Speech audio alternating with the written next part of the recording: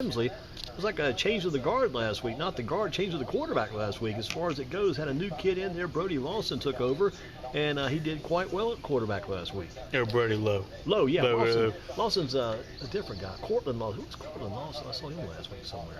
Oh, he was a baseball player last week. Cortland Lawson was the guy that came in last week against the Grasshoppers. But that wasn't a knock on you, just for the viewers' sake. My excuse always is I got all these crazy names I live with. All these names. You got too many names to keep track of. Yeah, I'm trying to remember who the Grasshoppers were. But yeah, they were playing the who were they playing last week? The old team of the Washington Nationals. Yeah. Anyway, go back to our game against Brody Lowe last week.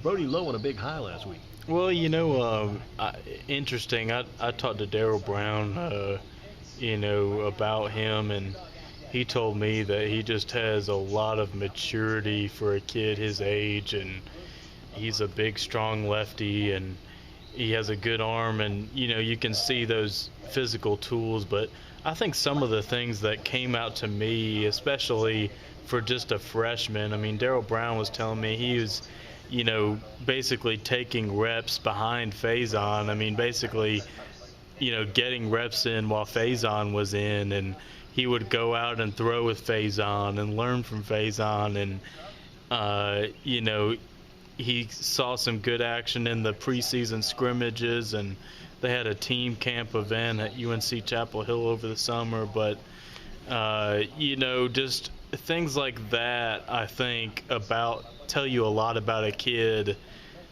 somebody who isn't just, oh, it's my turn.